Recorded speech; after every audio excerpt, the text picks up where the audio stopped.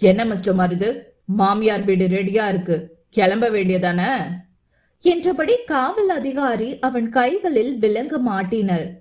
Sir, எதுக்கு என்ன arrest பண்றீங்க? நான் என்ன பண்ணேன் என மருது கோவத்தில் துள்ளினான். நீ என்ன பண்ணல என்றபடி அவன் முன் வந்து நின்றாள் மித்து. ஒரு பொண்ணு கடத்திட்டு வந்து அவ சம்மதம் இல்லாம அவளை கல்யாணம் பண்ண பாத்திருக்க, இது எவ்வளவு பெரிய குற்றம் தெரியுமா என விட்டால் ஒரு அறை அவன் கன்னத்தில். இந்த அடி ஒரு பொண்ணு சம்மதம் இல்லாம நீ அவளை தொட்டதுக்காக. ராமாயணமும் சரி மகாபாரதமும் சரி பொண்ணை தொட்டதால தாண்டா அவனுங்க அழிஞ்சானுங்க. இன்னொரு முறை நீ ஒரு பொண்ணு மேல கை வைக்கணும்னு நினைச்சா கூட உனக்கு இது தாண்டா ஞாபகத்துக்கு வரணும் என மீண்டும் அவன் கன்னத்தில் ஒரு அறை விட்டவளை கொலை வெறியோடு பார்த்தான் மருது.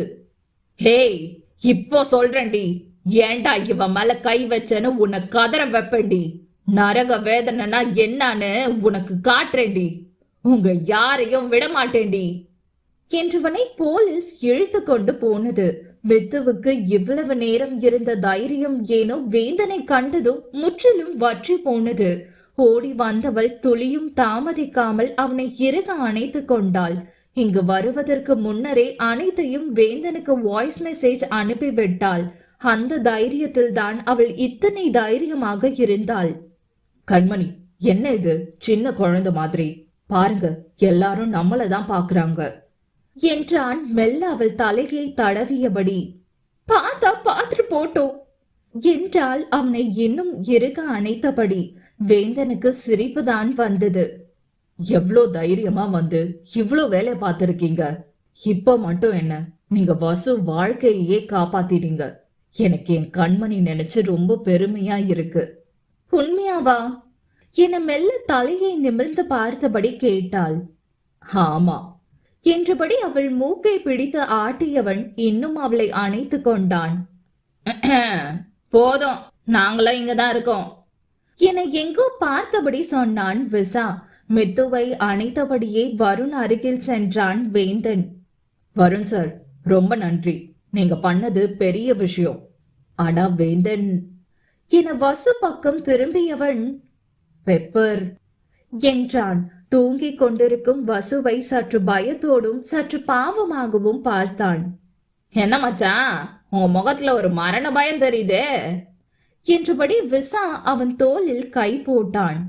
ஏமாச்சான், வலிக்கிற மாதிரியெல்லாம் அடிக்க மாட்டாதானே என்றான் பாவமாக வருண்.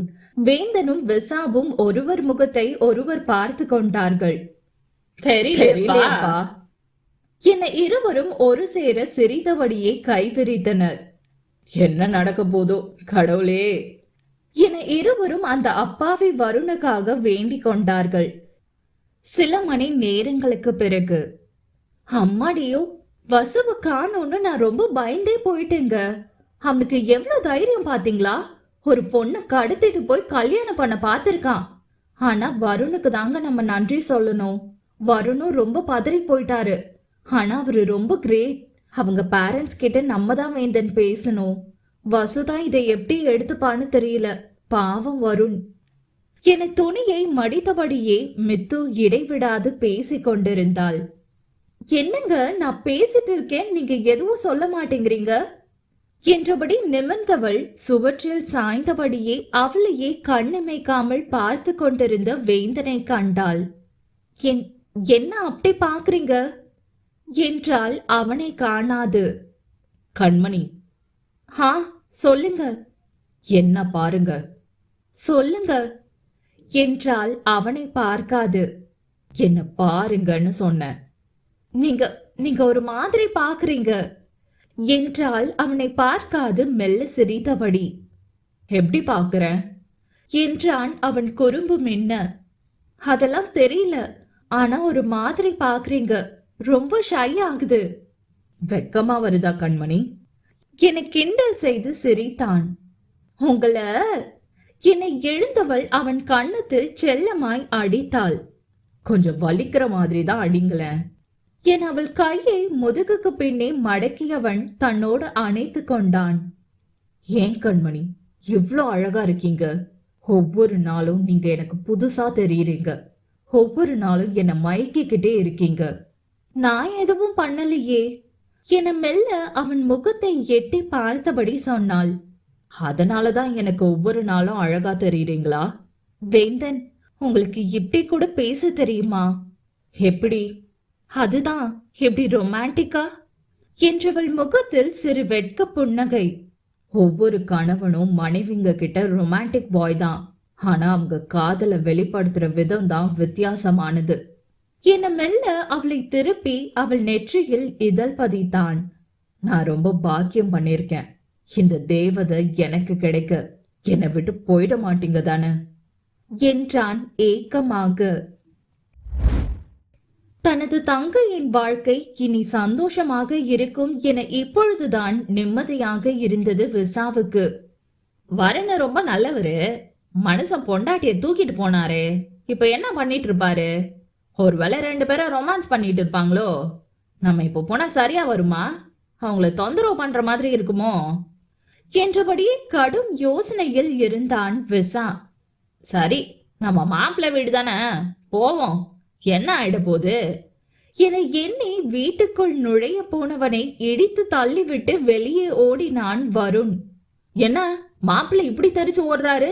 பேய் எதுவும் பார்த்துட்டாரோ என எண்ணியவன், மாப்பிள்ள எதுக்கு இப்படி ஓடுறீங்க என கேட்டு முடிப்பதற்குள் தலையில் பட்டு தெரிந்தது ஒரு பெரிய குண்டா. அம்மா என அலறியபடி கீழே விழுந்தவன் மெல்ல நிமிர்ந்து பார்க்க அங்கு அவிழ்த்து விடப்பட்ட தலையுடன் ஒரு கையில் தொடப்பு கட்டையும் மறு கையில் சப்பாத்தி கட்டையுடனும் அனல் பறக்க வெளியே வந்தாள் வசு. ஐயோ பேயி ஆ என அலறியபடி ஓட முயன்ற விசாவின் வேட்டி வசு கையில் சிக்கிக் கொண்டது. ஐயோ, மானத்தை விட உசுறு தாண்டா விசா பெருசு. மானம் போனாலும் பரவாயில்ல, உசுறுதான் முக்கியம். சொடலமுத்தா ஓடுடா என வேட்டியை உருவி போட்டுவிட்டு ஓடியவன் அவனுக்கு முன்னே ஓடிக்கொண்டிருக்கும் வருணுடன் சேர்ந்து கொண்டான். டே மச்சான், நீ எல்லாம் மனுஷனா? உசுறு வெறுத்து ஓடும்போது ஒரு வார்த்தை என்கிட்டயும் சொல்லிட்டு ஓடி இருந்தா நானும் உன் கூடவே வந்திருப்பனே. இப்படி அந்த ராட்சசி கிட்ட மாட்டி விட்டு போயிட்டியே. ஐயோ மச்சான், நீங்க வேற. நீங்க உங்க தங்கச்சிய பார்க்க ஆசையா வந்திருப்பீங்க, அதுதான் 2 வார்த்தை பேசிட்டு வருவீங்கன்னு நினைச்சேன் என்றபடி இருவரும் ஓட்டத்தை மட்டும் நிறுத்தவில்லை. அப்புறம் மாப்பிள்ள, உங்ககிட்ட ஒரு முக்கியமான விஷயம் சொல்லணும். என்னது மச்சான் என்றான் வருண். என் தங்கச்சி எம்பது தூரம் இருந்தாலும் சரியா குறி வச்சா அடிப்பா என்று கூறி முடிப்பதற்கு முன்னே வசுவின் கையில் இருந்த சப்பாத்தி கட்டை விசாவின் மண்டையை பதம் பார்த்திருந்தது. சாஞ்சு விட்டா மாப்பிள்ள என்றபடி கீழே விழுந்தான் விசா. வாவ், என்ன டேலண்ட் என் பொண்டாட்டிக்கு!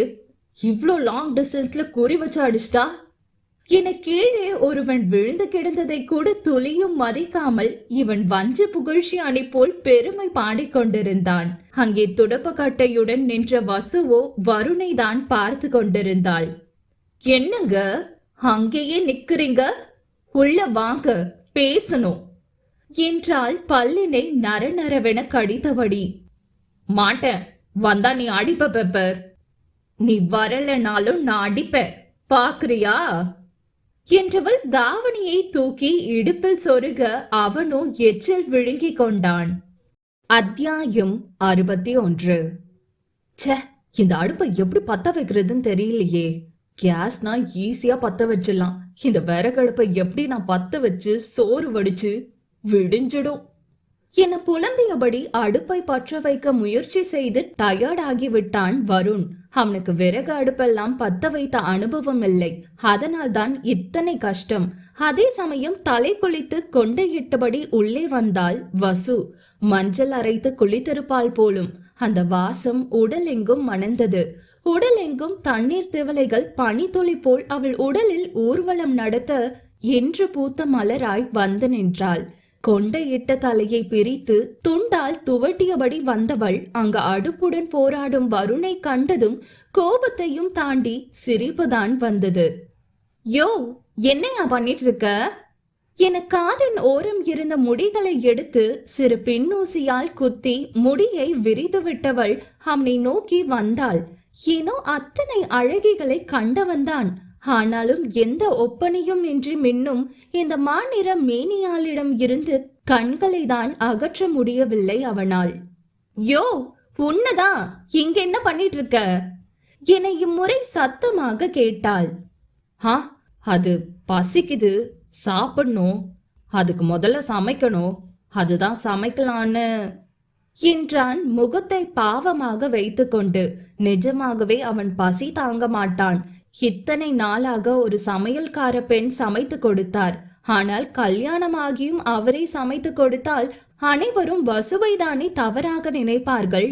அதனால்தான் அவனே சமைக்க முற்பட்டான்.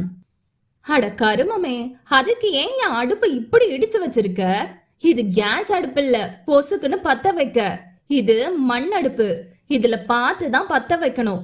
தள்ளியா அங்கிட்டு என அவனை இடித்து தள்ளியவள் சேலை முந்தானையை எடுத்து இடுப்பில் சொருக்கினாள். பின் அங்கிருந்த தேங்காய் மட்டையில் மண்ணெண்ணெயை ஊற்றி பற்ற வைத்து விறகை வைத்தாள். பின் பாத்திரத்தில் தண்ணீர் ஊற்றி அடுப்பில் வைத்தவள் அரிசியை கலைந்து கொதிக்கும் தண்ணியில் போட்டாள். அருவாமனையில் காய்கறிகளை நறுக்கி முடித்தவள் சாம்பாருக்கு பருப்பை வைத்து சாம்பார் ரெடி பண்ணினாள். பின் பொரியலும் தயார் செய்தாள். வருணுக்கு இதெல்லாம் புதிது. அவளின் ஒவ்வொரு அசைவையும் அணு அணுவாய் ரசித்துக் கொண்டிருந்தான் அந்த கல்வன். மும்முரமாக சமைக்கும் போது அவளையும் மீறி முன்விழும் கற்றை கூந்தலை ஒற்றை விரலால் தள்ளி விடுவதும், தலை குளித்ததால் ஆங்காங்கே தண்ணீர் திவலைகள் அவளின் அங்க வளைவுகளை கடந்து செல்வதையும் ஏக்கம் கலந்த பொறாமையுடன் பார்த்து கொண்டிருந்தது அவன் கண்கள். எவ்வளவு முயன்றும் அவள் மீது படியும் தன் பார்வையை துளியும் விளக்கத்தான் முடியவில்லை. மெல்ல தன் கழுத்தை திருப்பி பார்த்தவள் கண்ணாலே அவனை வா என அழைத்தாள்.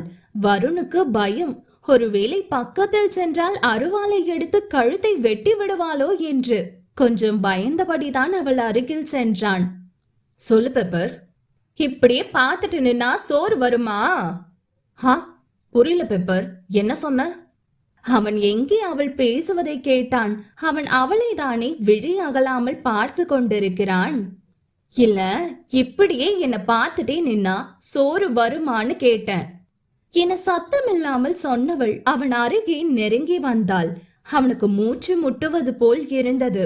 ஒரு பக்கம் பயம், இன்னொரு பக்கம் இன்ப அவஸ்தை என்று ஒரு மாதிரி ஸ்டன் ஆகி போய் நின்றவனுக்கு அவள் என்ன செய்ய போகிறாளோ, அவள் என்ன சொல்ல போகிறாளோ என்ற எதிர்பார்ப்பு கொஞ்சம் அதிகமாக தான் இருந்தது.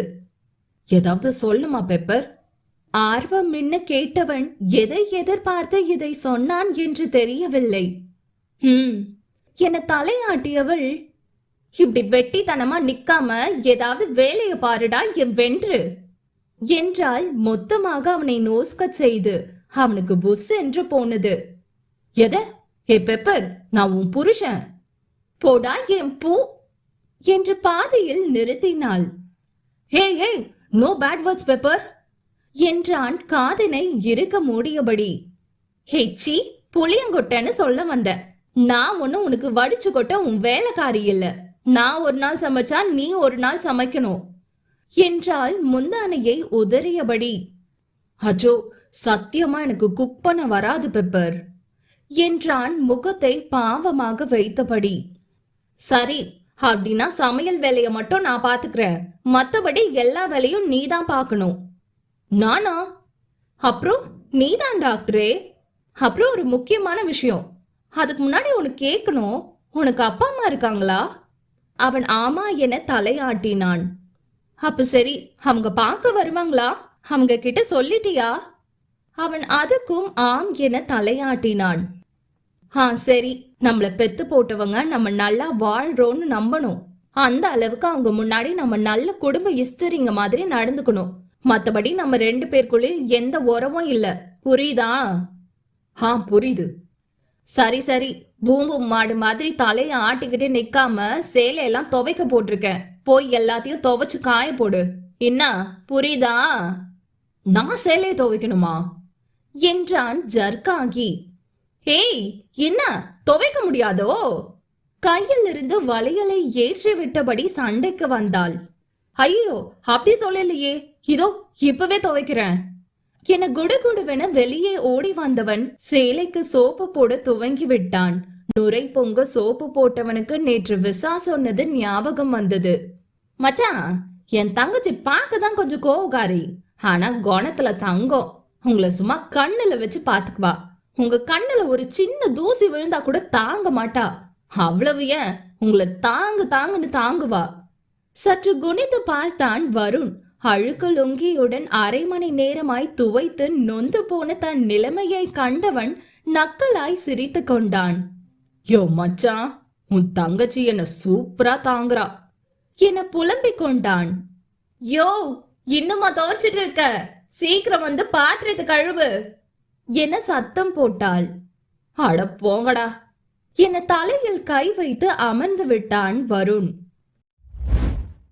மித்துவோ துவைத்த துணியை எல்லாம் மாடியில் காய போட்டு கொண்டிருந்தாள். மனுஷன் எங்கதான் போனாரோ? எப்ப பாரு வயலு இல்லனா குடோன் வேலை. வீட்டுல ஒருத்தி இருக்கான்னு கொஞ்சமாவது அக்கறை இருக்கா அவருக்கு? அப்புறம் ஏன் இவனுங்கெல்லாம் கல்யாணம் பண்றாங்களோ என அவன் சட்டையை எடுத்து அவனிடம் புலம்புவது போல அந்த சட்டையிடம் புலம்பிக் கொண்டிருந்தாள். உன்னை என்ன பண்ணா தகும்?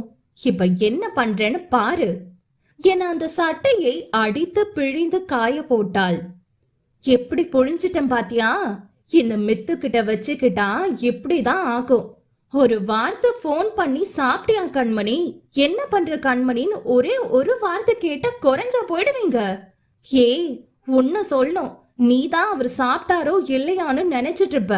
அவருக்கு கொஞ்சம் கூட உன் நினைப்பே இல்ல என துணியை எல்லாம் துவைத்து காய போட்டவள் வேர்க்க விறுவிறுக்க திரும்பி பார்க்க அங்கு குறும்பு புன்னகையுடன் கைகளை கட்டியபடி இவளை தான் பார்த்து கொண்டிருந்தான் வேந்தன். ஐயோ, இவர் எப்ப வந்தாரு? நம்ம பேசினதெல்லாம் கேட்டு இருப்பாரோ? கேட்டா என்ன, நான் உண்மையதானே சொன்னேன். எனக்கு ஒன்னும் பயம் இல்ல.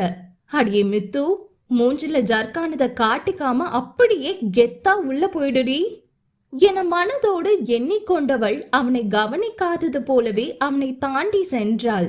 ஆனால் அவனை தாண்டி ஒரு அடி கூட அவளால் எடுத்து வைக்க முடியவில்லை. அவன்தான் அவளை சுற்றி வளைத்திருந்தானே. விடுங்க என்றால் அவன் முகம் காணாது. ஏன், என்னோட கண்மணிக்கு என் மேல என்ன கோபம்? என் முகம் பார்த்து கூட பேச மாட்டேங்கிறாங்க. விடுங்க, கீழே வேலை இருக்கு, நான் போனும் என்றால் இன்னும் அவன் முகம் நோக்காது. சரி, அப்போ அதை என்ன பார்த்து, என் கண்ணை பார்த்து சொல்லுங்க, விடுறேன்.